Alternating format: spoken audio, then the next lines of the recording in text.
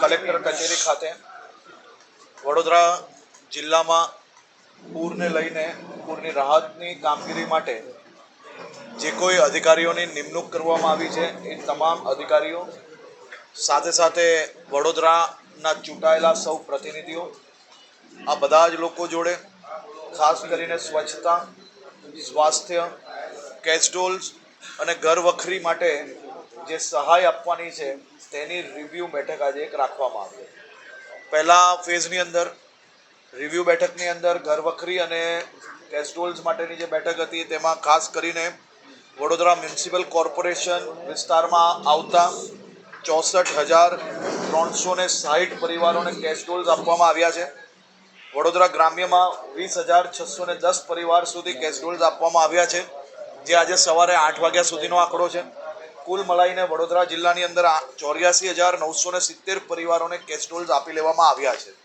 એ જ રીતે ઘર વખરી સહાય જે હોય છે તે 5,835 પરિવાર વડોદરા મહાનગરપાલિકામાં, વડોદરા ગ્રામ્યમાં 3,933 પરિવાર સુધી ઘર વખરી આપી લેવામાં આવી છે. એટલે કુલ મળીને 9,768 એટલે કે 40,000 પ્રભાવિત લોકો સુધી ઘર વખરી બી આપી લેવામાં આવી છે. આની ખાસ કરીને ચૂંટાયેલા પ્રતિનિધિઓ અને બીજા અધિકારીઓને બી જણાવવામાં આવ્યું છે કે કોઈ બી પ્રકારની લોકોની માંગણી હોય કે રહી ગયું હોય, કોઈ બી વ્યવસ્થાઓ કોઈ બી જગ્યા પરથી ફરિયાદ આવે તો તે તાત્કાલિક કલેક્ટર કચેરીની અંદર જે નોડલ ઓફિસર છે એને જાણકારી આપવામાં આવે અને તાત્કાલિક એમના દ્વારા ટીમ મોકલીને ઘર વખરી અને કેસ્ટોલ્સની રકમ આપવામાં આવશે એ પ્રકારની વ્યવસ્થાઓ કરવામાં આવી છે. ખેતીના સર્વેની કામગીરી આજે સવારથી ચાલુ થઈ ગઈ છે. ઇલેક્ટ્રિસિટી રિસ્ટોરેશનનું 99% કામ પતી ગયું છે. જે કોઈ ફેક્ટરીઝ અને ઇન્ડસ્ટ્રીની અંદર હજી બી ફરિયાદ આવી હોય કે ખેતીની ફરિયાદ આવી હોય કે કોઈ નાના ગામડાની ફરિયાદ આવી હોય તે ફરિયાદો આજે ભેગી કરીને સાંજ સુધી નવી ટીમો બનાવીને એ કામગીરી બી ઝડપથી પૂર્ણ કરવાની સૂચના આપી છે. Medical team, paramedical team, mobile team, જિલ્લા બહારની ટીમ, આ બધી જ ટીમો જે ઘર સર્વે કરવાની આપણી જે વ્યવસ્થાઓ છે એ વ્યવસ્થાઓને હજી આગળ વધારવાની 10 દિવસ સુધી આ વ્યવસ્થાઓ ચાલુ રહે. વડોદરા નગરના સૌ નગરજનોની અને સૌ ચૂંટાયેલા પ્રતિનિધિઓ સાથે રાખીને તંત્ર દ્વારા ખૂબ મોટા પાયે વડોદરાની સફાઈની કામગીરી ચાલુ છે. આપ સૌ એના સાક્ષી છો. હજી બી સોસાયટીઓની જે ફરિયાદ આવતી હોય, ઓનલાઈન ફરિયાદ, જે ટેલિફોન નંબર છે એના પર ફરિયાદ, ચૂંટાયેલા પ્રતિનિધિઓની ફરિયાદ, એ સોસાયટીઓની જે સફાઈની કામગીરી છે એ બી ઝડપથી પૂર્ણ કરવા માટે હજી વધુ ટીમો કઈ રીતે એની અંદર નિમણૂક કરી શકાય ને આ જ સફાઈ હંમેશા માટે ચાલુ રહે તે માટેની વ્યવસ્થાઓ બી કઈ રીતે કરવાની તે માટે બી તંત્ર દ્વારા આયોજન કરવા માટેની સૂચના આપવામાં આવી છે. બીજા તબક્કામાં ઇન્સ્યોરન્સ કંપનીઓ જોડે બેઠક કરવામાં આવી.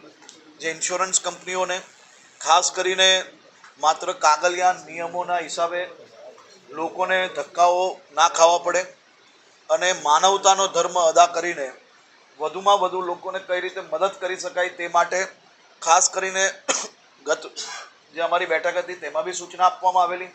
તેના પછી તેમની ઓફિસોમાં પાણીના કારણે ક્યાંક ને ક્યાંક બીજે ઓફિસોમાં બી શનિવારે કામ ચાલુ રાખીને શનિ રવિ આ સૌ ઇન્સ્યોરન્સ કંપનીઓ દ્વારા કામગીરી કરવામાં આવી. જે સરકારી 4 ઇન્સ્યોરન્સ કંપનીઓ છે તેમાં 850 જેટલા ઇન્સ્યોરન્સ ક્લેમ કરવામાં આવ્યા છે અને પ્રાઇવેટ કંપનીઓની અંદર આશરે 600 જેટલા ક્લેમ હમણાં તક આવ્યા છે. આ બધા જ ક્લેમો ઝડપથી પ્રોસિજર થઈ શકે તે માટે આજે જ બપોરે એ લોકોને તાત્કાલિક સૂચના આપવામાં આવી છે. બધા જ સર્વેયર જોડે આ ઇન્સ્યોરન્સ કંપનીની 3 વાગે બેઠક છે. 4:30 વાગે ફરી એકવાર અમારા શહેરના વડોદરા શહેર જિલ્લાના મુખ્ય 5 ચૂંટાયેલા અને સંગઠનના પ્રતિનિધિઓ સાથે સાથે 5 થી 10 જે મુખ્ય સંસ્થાઓ છે, જે એસોસિએશન્સ છે એના બી પ્રતિનિધિઓ એ બેઠકમાં હાજર રહે અને એ બેઠકની અંદર કોઈકને જાણે કે ગુમાસ્તધારાનો લાયસન્સ એક્સપાયર થઈ ગયું હોય, રિન્યૂ ના થયું હોય તો એ ઝડપથી કઈ રીતે થઈ શકે જેના કારણે ઇન્સ્યોરન્સની એમની તકલીફ ના પડે. ઇન્સ્યોરન્સની કંપનીના મુખ્ય લોકોને જે સૂચના આપવામાં આવી છે એ પ્રકારે કોઈ બી પ્રકારનું અનાજ બગડેલું હોય અને ઇન્સ્યોરન્સનો સર્વેયર આવે ત્યાર તક રાહ ના જોવી પડે તે પ્રકારની વ્યવસ્થાઓ કઈ રીતે થઈ શકે, વિડીયોગ્રાફી, ફોટોગ્રાફી જે કરીને એને કઈ રીતે અલાઉ કરી શકાય તે માટેની બી વ્યવસ્થા કરવા માટેની સૂચના આપવામાં આવી છે. આજે સાંજની બેઠકમાં સૌ સંગઠનો અને ચૂંટાયેલા પ્રતિનિધિ, ભારતીય જનતા પાર્ટીના અધ્યક્ષ અને બધા જ લોકો સાથે બેસીને આજે આ વ્યવસ્થાઓની બેઠક કરવાના છે. સાંજે 4:30 વાગે બાલુભાઈ અને વિજયભાઈ બેવ જણ હાજર રહેશે અને તમામ લોકોની જે તકલીફ છે એ સાથે રહીને પૂર્ણ કરાવડાવશે.